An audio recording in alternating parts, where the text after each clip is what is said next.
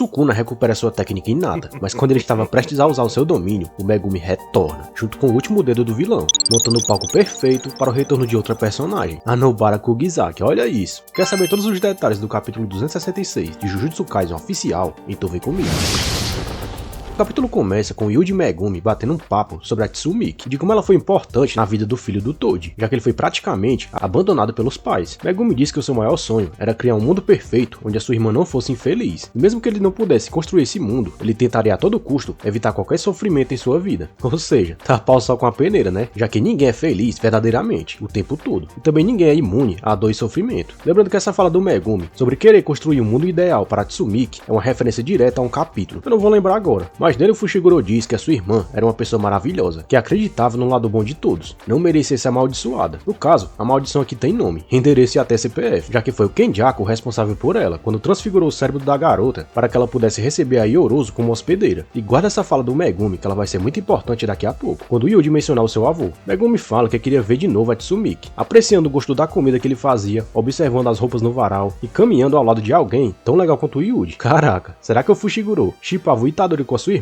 Mas brincadeiras à parte, aqui fica claro que o Megumi tá dando suas condições para voltar, quase como se estivesse confessando que sem essas coisas não existia sentido em viver, portanto, não existiam motivos para voltar. Isso deixa claro, pelo menos pra mim, que o Itadori tá tentando fazer a mesma coisa que fez com o Sukuna no capítulo passado, ou seja, tentando fazer ele mudar de opinião. Será que o Yuji vai conseguir convencer o Megumi? Porque com o Sukuna, ele falou miseravelmente. Megumi fala que já bastava de tudo aquilo, e nessa hora, o Yuji apela para o discurso no jutsu, revelando que a vida também tinha sido injusta com seu avô Wasuki, e que ele tinha recebido diagnóstico de câncer de pulmão, mas tinha recusado o tratamento porque eles eram muito severos e os seus efeitos colaterais iniciais eram devastadores. Lembra que eu falei há pouco tempo que o Megumi desistiu de viver porque ele perdeu a Tsumiki, que era a pessoa que ele mais amava por uma situação injusta e que estava fora do seu alcance? Pois é, aqui o Yuji tá falando que ele entende a situação do amigo, porque ele passou pela mesma coisa com seu avô. Itadori fala que mesmo nunca tendo passado pelo fato de carregar uma coisa assim, já que ele tinha dificuldades até para pegar uma gripe, ele passou a ter empatia pelo próximo, principalmente depois de ir à escola, além de entender as escolhas difíceis que as pessoas faziam ao serem colocadas em uma situação de onde eles achavam que era impossível de sair. E também, ao passar por todas as experiências ruins que ele passou, depois de entrar no colégio, o Itadori passou a entender o sofrimento dos outros, principalmente aqueles que sofriam uma dor sem fim. Claro que ele pode estar se referindo ao Megumi aqui, mas ele também pode estar falando do Sukuna, que devido a algum trauma, se tornou quem é. E o próprio Itadori chegou nessa conclusão quando tentou convencer o vilão de que tudo que ele fazia era errado. Só que por entender toda essa dor, ele também não podia exigir que o Megumi atual, que passou por todo esse sofrimento recente, lutasse para viver, se não era isso que ele queria. Caraca, será que o Itadori desistiu de salvar o Megumi? Ou eu entendi errado? Se for, o Sukuna tá lascado, porque até agora, essa era a única coisa que tava fazendo ele pegar leve. Em seguida, voltamos ao momento em que o Yuji expande o seu domínio, o que faz com que o Sukuna logo ative a sexta Uka de Vime, para não ser pego no acerto garantido do protagonista. E como eu falei nos vídeos passados, sem dúvidas, é aquele desmantelar que corta almas. Parece que o domínio do Yuji é aquela mesma fazenda que vimos antes, onde ele gostava de tomar sorvete, que é bem broxante. Isso se confirma porque vemos vários gansos e uma seca ao redor deles, que podem muito bem representar a barreira daquele domínio. O que não dá pra saber é se entre aquelas aves, as que aparecem com traço negro são os corvos da Mei Mei, o que significaria que todos os feiticeiros fora dali estariam assistindo a essa batalha de camarote. O narrador fala que usar o método do Satoru de destruir parte do cérebro onde ficava gravada sua técnica exausta para regenerar e recuperar sua técnica inata era muito arriscado, ainda mais quando o Sukuna ainda tinha sequelas dos danos causados pelo vazio ilimitado do Gojo. Mas talvez ele não tivesse escolha, porque técnicas como a sexta Uka de Vime, emoção das pétalas decadentes e o domínio simples, apesar de servirem como contramedidas para um acerto garantido inimigo, eram soluções temporárias devido à sua distribuição inferior de energia amaldiçoada, em comparação com o domínio construído pela mente, que tinha uma liberação de energia muito maior. Isso sem falar que no caso do Sukuna, ele ainda consegue manter os selos de mão ativos, por ter 4 braços, e isso não só permite uma maior eficácia na técnica de contramedida, como permite que ele consiga lutar dentro do domínio inimigo. Acho que esse, inclusive, foi um dos motivos do Sukuna ter invocado dessa forma. Só que mesmo com esses macetes, mais cedo ou mais tarde, o vilão seria pego pelo acerto garantido do Yuji, porque disso não tinha como escapar, e é por isso que o Rei das Maldições precisava apelar para o truque do Gojo, mais cedo ou mais tarde. Yuji ataca Sukuna, enquanto algumas aves voam. A luta fica intensa, e o Sukuna acerta uma série de golpes no Yuji, mandando ele pra longe, enquanto fala que ainda estava bolado, que o moleque tinha sentido pena dele, coisa que nunca tinha acontecido antes. E olha que o bicho é velho, hein? Yuji aparece com a cara lavada, enquanto o Sukuna fala que estava se coçando para punir outros humanos, só para retribuir a insolência do moleque de ter mostrado misericórdia para ele. Na página página seguinte, vemos que tudo que o Yuji falou na verdade foi vazio, porque ele volta a conversar com o Megumi. O cara não desiste, dessa vez encontrando uma versão mais jovem dele. O Shiguro pergunta o que ele ainda fazia ali, e Itadori apela dizendo que estava ali porque sentia sua falta. Pô, cara, o Megumi também é chato pra caramba, porque bastava ele voltar, ajudar a enterrar o Sukuna, depois ele poderia se afundar na sua sofrência, ou sei lá, virar um pinguço sem qualquer motivação para viver outra vez. Só que eu entendo que o protagonista tá tentando mostrar para o Megumi que ele ainda tem motivos para viver, pois ainda existem pessoas que se importam e precisam dele, como o próprio Itadori, por exemplo. E olha só, isso causa efeito, porque na batalha o Sukuna cai em uma sombra. Como o vilão acaba confirmando aqui que o Mahoraga tinha sido destruído e a sua técnica das 10 sombras não funcionava mais, aquilo só podia ser coisa do nosso querido Megumi. Porém, sobre esse lance do Mahoraga ter sido destruído, eu não acredito muito nisso, porque como sabemos, os Shikigamis das 10 sombras são incorporados e acabam se fundindo com outros Shikigamis vivos, quando são subjugados. Ou seja, levando em consideração que ainda existem Shikigamis vivos na técnica do Megumi, que o Sukuna não conseguiu invocar na batalha contra o Gojo, provavelmente o rei dos Shikigamis deve ter se fundido com outro, ficando ainda mais poderoso, tipo aquela quimera que o vilão mostrou em sua batalha contra o Satoru. Só que eu não tenho certeza se esse personagem ainda vai dar as caras na história, sendo que o próprio autor revelou recentemente que o único propósito da criação do Mahoraga na história foi para que o Sukuna tivesse uma arma capaz de derrotar o último usuário dos 6 olhos. Ou seja, já que o bicho já serviu ao seu propósito, eu acho muito difícil que ele reapareça aqui na reta final de Jujutsu, mas claro que tudo é possível, basta olhar o final desse vídeo, ainda mais com o retorno do invocador original dessa técnica. O bacana é que a fala do Sukuna também confirma que em algum momento dessa luta ele tentou de novo usar a técnica das 10 sombras, mas não conseguiu, o que significa que ele está cada vez mais sem opções. Sukuna conclui que aquela manifestação de sombra só podia ser do Megumi, como já falei, que de alguma forma já tinha sido retirado do vazio onde tinha sido colocado, pelo desmantelar restrito do moleque. Isso basicamente confirma que mesmo usando a sexta Uka de Vimy para evitar ser pego pela desmantelar do Yuji de forma automática, isso não evitou do vilão ser pego manualmente pela mesma técnica, toda vez que o Itadori acertava ele. Lembrando que essa já é a terceira vez que o Yuji chega na alma do Megumi. A primeira foi lá atrás, quando o Itadori encontrou o Megumi em posição fetal, depois daquela série de Black Flashes. A segunda aconteceu no começo desse capítulo, quando o Itadori fala que vai respeitar a decisão do Fushiguro de desistir de viver. E a terceira foi agora há pouco, quando ele apela para a versão infantil do amigo, que depois de tanta importunação, decide voltar para ajudar. Yuji aproveita que o seu oponente atolou naquela sombra e dá-lhe a maior bifa na cara. E só o sorriso dele já mostra pra gente o quanto o vilão tá levando a pior com esses golpes. A trocação de golpes continua, ficando intensa, e o Sukuna finalmente percebe que a sexta Uka de Vimy não consegue neutralizar o efeito dos golpes que o moleque tem na sua alma, tanto que a técnica do vilão começa a se desfazer, já que ao acertar a alma do Sukuna, o Yuji também causa uma perturbação no seu controle de energia amaldiçoada. Lembrando que lá no capítulo 20, se eu não me engano, o Gojo explica bem esse efeito duplo que os golpes físicos do Yuji têm, que aliás é algo exclusivo dele, provavelmente por ter sido a obra-prima do Kenjaku. Porém, na página seguinte, o Sukuna consegue usar o seu desmantelar a fim de fatiar o braço do Yuji antes de ser acertado de novo, mas consegue apenas cortar sua manopla. Nessa hora, o Itadori percebe que o Sukuna tinha usado o mesmo truque do Gojo e estava 100% de novo, mas aí já era tarde, porque o vilão faz os selos e tenta expandir mais uma vez o seu domínio. Só que ao invés de manifestar o seu santuário habitual dentro do cenário que o Yuji já tinha criado, vemos um cenário totalmente novo, com um prédio igualzinho àquele que vemos no one shot do Minato, com uma escadaria em espiral ao redor e no centro, um dos dedos do Sukuna selado com cordas vindas de todos os lados. Mas o que isso significa? Para entender isso, vamos voltar um pouco no capítulo, porque na penúltima página temos um detalhe super importante, mas que pode ter passado desapercebido, pois logo depois que expande o seu domínio, o Sukuna percebe que o Yuji tinha perdido o segundo dedo, depois de ser fatiado pelo desmantelar que tinha destruído a sua manopla. Só que aquilo não era coisa do vilão, tanto que ele fica surpreso ao ver aquilo. Então fica claro que é o próprio Yuji que retirou esse dedo Nelar, muito antes dessa batalha. Lembrando que o mindinho foi o dedo que o próprio Sukuna retirou lá no capítulo 212, para poder infectar e tomar o corpo do Megumi. Mas por que o Yuji teria retirado esse dedo? Olha, eu nunca pensei que diria isso, mas tá mais do que claro porque ele fez isso, Nobara. Eu sinceramente não acreditava muito nessa teoria, mas existem alguns pontos a considerar. O primeiro é a volta do Megumi, o que reforça uma luta do trio contra o Sukuna. Segundo, que as declarações do autor e de seus editores não são muito confiáveis, e embora eles tenham dito que a Nobara não voltaria mais, a gente já pegou eles na mentira várias vezes. E o terceiro é que mesmo aparecendo naquele painel de falecidos do capítulo anterior, a Nobara pode sim estar viva, pois o próprio Sukuna também aparece por lá, e aqui ele ainda está vivinho da Silva. Claro que eu não acho que ela vá aparecer e derrotar o Sukuna com um golpe só, como muitos acham, até porque ela não tem poder para fazer isso, mas a técnica dela, aliada a esse dedo e aos poderes do Yuji e do Megumi, podem sim superar os poderes do Rei das Maldições e finalmente acabar com o vilão. Outra possibilidade é que ela não volte realmente, como o autor falou, e que aquele dedo só esteja selado naquele salão para um plano maior, que envolva, sei lá, outro feiticeiro ingerir ele, fazendo com que o Sukuna retorne para um estágio mais fraco. Mas isso eu explico melhor no próximo vídeo do canal, por isso já se inscreve com o sininho ativado para não perder quando esse vídeo chegar. Obrigado por ter ficado no vídeo até aqui